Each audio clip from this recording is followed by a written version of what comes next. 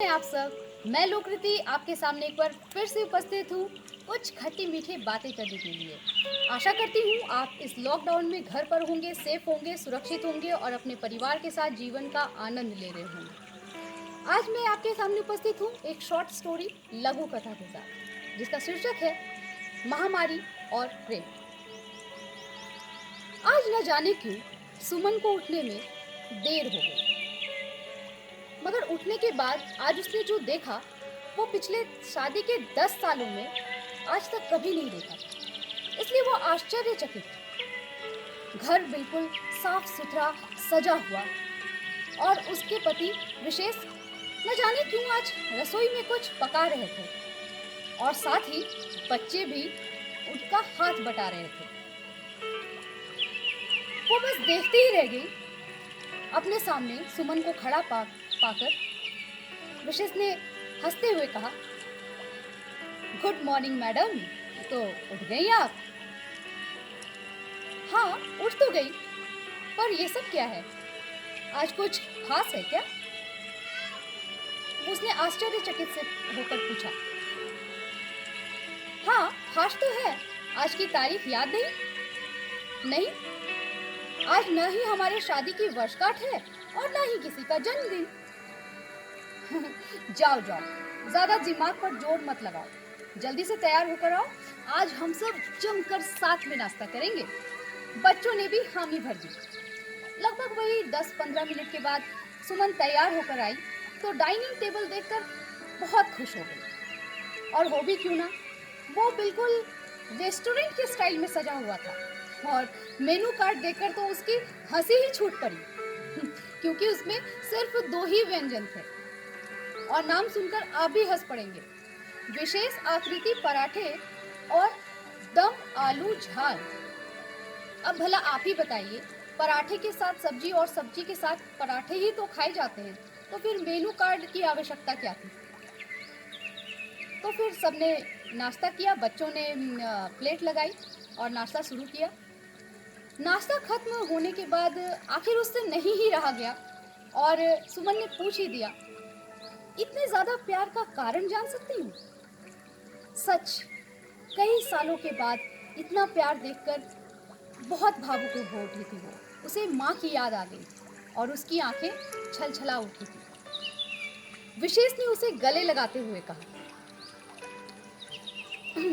दरअसल सुमन, बात ऐसी है कि कुछ दिन पहले मैंने समाचार पत्र में एक बहुत ही दुखद समाचार पढ़ा, जिसमें लिखा हुआ था कि लॉकडाउन में घरेलू हिंसा बहुत ज्यादा बढ़ गई। पढ़कर मन बहुत विचलित हो गया। लगा कि मैं ऐसा क्या करूं कि सब ठीक हो जाए। बहुत दुखद घटना है ये, सच। घर की सेवा करने वाली आज घर में ही सुरक्षित नहीं है। फिर आत्मा से आवाज आई कि पहले खुद को तो सुधार लूं, अपने घर को तो बदल लूं। अब देखो, तुम ही बताओ, तुम कब से, कई सालों से घर और काम दोनों की ये दोहरी जिम्मेदारियां निभाती आ रही हो। मेरी तरह तुम भी तो कामकाजी हो और घर के खर्चों में तुम्हारी बराबर की हिस्सेदारी है। अभी ही देख लो, अभी घर पर काम वाली का आना कई समय से, कितने दिनों से बंद है। घर के सारे काम करना, खाना बनाना और न जाने कितने कितने सारे काम। इस लॉकडाउन में सारे लोगों की फरमाइशें पूरी करना, सीमित संसाधनों में तरह तरह के व्यंजन पका कर देना, ये कोई कम बड़ी बात है? भला ये विशेष से पूछो, खाना बनाना कितनी बड़ी बात होती है। आज मैंने इतनी बड़ी रेसिपी बनाई है और देखा तुमने मेरे विशेष आकृति के पराठे कैसे लगे थे? हाँ हाँ, वो पराठे देखकर तो मैं देखती ही रह गई थी। हाँ, और नहीं तो क्या, ऐसी विशेष आकृति के पराठे पूरे वर्ल्ड के ग्लोब में ढूंढती रह जाओगी तो भी कोई ढूंढ कर नहीं दे पाएगा। और सब हंस पड़े। बच्चों ने भी सुमन को गले लगाते हुए कहा, माँ, अब से हम भी आपका हाथ पटाया करें। इसके बाद विशेष ने आगे कहा, पता है, न जाने क्यों अब मुझे ऐसा लगता है कि पति पत्नी के रिश्तों पर किसी भी प्रकार के व्यंग्यात्मक और जोक्स नहीं बनने चाहिए। इसके विपरीत ऐसी रचनाओं का प्रचार प्रसार होना चाहिए जिससे परस्पर प्रेम और सम्मान की भावना का विकास हो सके। आज देखो ना, जब हमारे पास समय नहीं होता था अपने परिवार के लिए, तो हम हमेशा शिकायत किया करते थे कि इस आजकल के लाइफस्टाइल ने, इस जीवन शैली ने हमारे परिवार के लिए हमारा जो समय था वो छीन लिया, कहीं गुम गया है वो। लेकिन आज हमारे पास समय है, तो हम में से कई व्हाट्सएप, ट्विटर, फेसबुक पर लगे रहते हैं और फिर कुछ समय के बाद, बोर हो जाने के बाद, ये कहते हैं कि लॉकडाउन ने तो जीवन को ही नीरस बना दिया।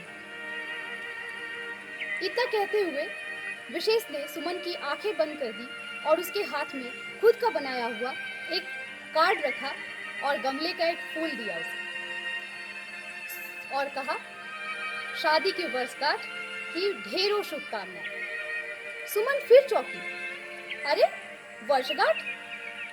आज तो नहीं है, ये तो 9 जुलाई को है। विशेष फिर मुस्कुराया और बोला, देखो इस लॉकडाउन में औरों का तो पता नहीं, पर मैंने इतना सीख लिया है कि जीवन को हर दिन खास बनाना चाहिए, हर दिन को खुशहाल बनाकर जीना चाहिए। हर दिन खास, हर दिन जन्मदिन, हर दिन वर्षगांठ। जीवन के इस व्यस्त जीवन से तब तक खुशी के आनंद के पल चुराते रहो जब तक जीवन का अस्त न हो जाए। इसलिए वर्षगांठ की ढेरों शुभकामनाएं। अगर आपको मेरी ये लघु कथा अच्छी लगी हो तो ज़्यादा से ज़्यादा लाइक, शेयर और कमेंट ज़रूर कीजिएगा। मैं लोकृति आपसे फिर मिलूंगी एक अगले वीडियो के साथ, कुछ नई, चटपटी और अच्छी मज़ेदार बातें करने के लिए। तब तक के लिए बाय बाय।